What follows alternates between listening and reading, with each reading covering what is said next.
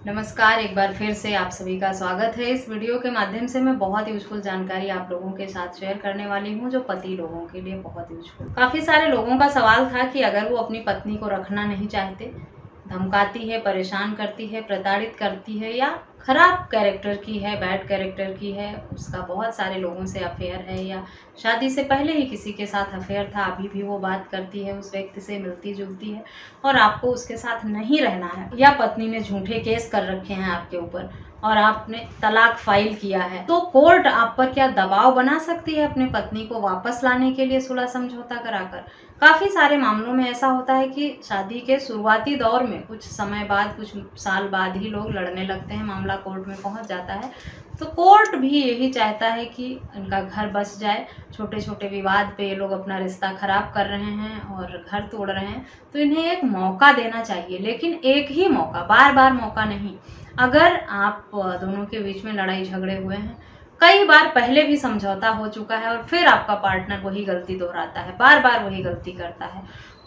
तब आपको बार बार ऐसे मौके नहीं देना चाहिए। हाँ, अगर पहली बार आपके पार्टनर ने कोई गलती की है और उस गलती को वो एक्सेप्ट कर रहा है और उस गलती को एक्सेप्ट करके माफ़ी मांग के वो आपके साथ आगे बढ़ना चाहता है, जीवन में घर बसाना चाहता है, तो आपको ज़रूर अपने रिश्ते को एक मौका देना चाहिए। अब बात रही कि क्या कोर्ट दबाव बना सकता है। अगर कोर्ट कहे कि आपको अपने पत्नी के साथ रहना है, जाकर आपको अपनी पत्नी को लेकर जाना है, रखना है, तो क्या पति साफ मना कर सकता है कोर्ट में कि वो नहीं ले जाएगा, इसको तलाक ही चाहिए पति को। चाहे पत्नी ने तलाक फाइल किया हो या पति ने फाइल किया हो, पति को क्या कहना चाहिए ताकि उसके खिलाफ फैसला ना हो। कोर्ट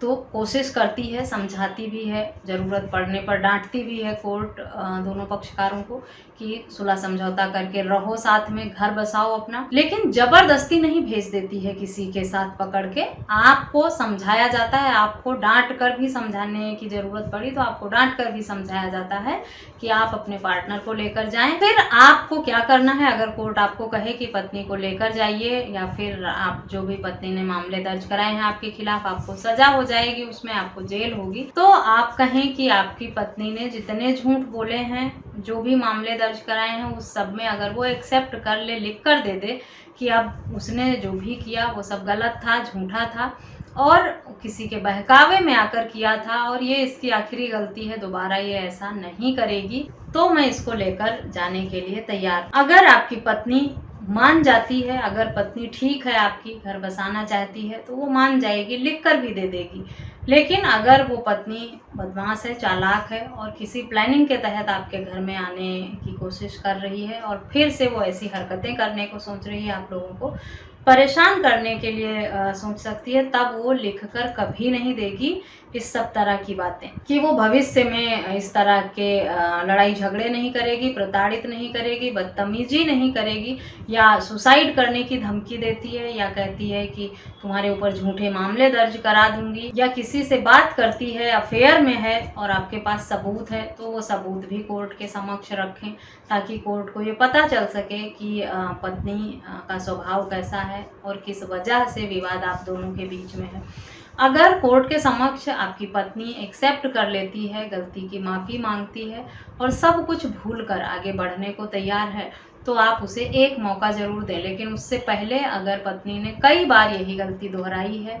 समझौते हुए हैं, फिर कुछ दिन बाद लड़ाई झगड़ा बवाल कर लेती है, तब आपको कोर्ट के समक्ष ये सारी बातें बतानी होगी, सबूत के साथ रखना होगा कि ये इसका स्वभाव है, इतनी बार समझौते हुए हैं, इस तरह से हुए हैं, लेकिन ये रिपीट यही गलती कर रही है, इसीलिए भविष्य में ये ऐसा नहीं करेगी, फिर इस बात की क्या श्योरिटी है। ये कोर्ट के सामने लिख कर दे, क्योंकि कोर्ट के बाहर रिश्तेदारों के बीच में, पंचायत में या मीडिएशन सेंटर में ये सब कई बार समझौता कराकर और दोबारा से यही हरकतें इसने किया है। लेकिन अब ये इसके लिए लास्ट मौका है, मैं इसको एक मौका और देने को तैयार हूँ, लेकिन तभी ये मौका मिलेगा जब ये लिख कर देगी कि दोबारा ये सारी गलतियाँ रिपीट नहीं होंगी। तो अगर आपकी पत्नी कोर्ट में एक्सेप्ट कर ले इन बातों को और लिख कर दे दे कि वो भविष्य में कुछ ऐसा नहीं करेगी, तब आप उसे रखने की सोच सकते हैं। डायरेक्ट आप कोर्ट के समक्ष मना ना करें अपने पार्टनर को लाने की, क्योंकि अगर आप सीधा कह देते हैं कोर्ट में, आपके हाथ में कोई सबूत नहीं है, आपके पास कोई सबूत नहीं है अपने पत्नी के कैरेक्टर को लेकर, उसकी बदतमीजियों को लेकर, या जो भी उसने किया है हरकतें,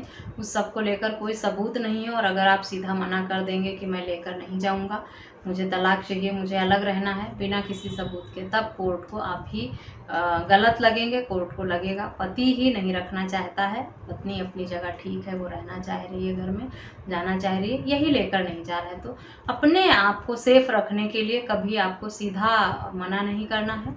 अगर वजह है कोई साथ ना रखने की, तो उसके सबूत जरूर देने हैं और कहना है कि इनका स्वभाव, इनका कैरेक्टर, इनका बिहेवियर ये है, इसके बाद मैं इनको ले जाने की वापस कैसे सोच सकता हूँ। फिर पत्नी से पूछा जाएगा कि वो सुधरने को तैयार है, वो ये सब गलती दोबारा रिपीट करेगी कि नहीं। अगर पत्नी सीधी है, समझदार है, तो वो एक्सेप्ट कर लेगी, मान भी लेगी। फिर आप चाहें तो अपना घर बसा सकते हैं अपनी पत्नी को वापस लाकर। तो आशा करती हूँ कुछ लोगों का जो सवाल था कि कोर्ट जब दबाव बनाए और अगर पत्नी लिख कर देने से मना कर दे,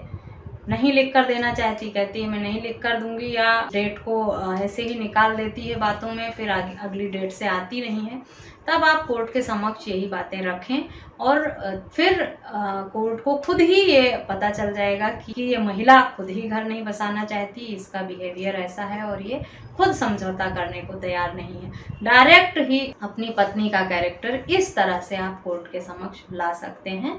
सीधी तरह मना करना सही नहीं होता है। अगर वो खुद ही पत्नी मना कर देगी लिख कर देने से, खुद ही कह देगी कि वो ऐसे लिख कर देकर नहीं जाना चाहती या उसे रहना नहीं है, तो फिर आपको मना ही नहीं करना पड़ेगा। पत्नी की तरफ से ही इस तरह का जो रवैया होगा उससे कोर्ट को जवाब मिल जाएगा। आशा करती हूँ ये वीडियो आपके लिए यूजफुल होगी। वीडियो यूजफुल लगी है तो चैनल को सब्सक्राइब करना और अधिक से अधिक लोगों के साथ शेयर करना बिल्कुल भी ना भूलें। इस वीडियो में बस इतना ही, मिलते हैं नेक्स्ट वीडियो में, तब तक के लिए थैंक यू एंड बाय।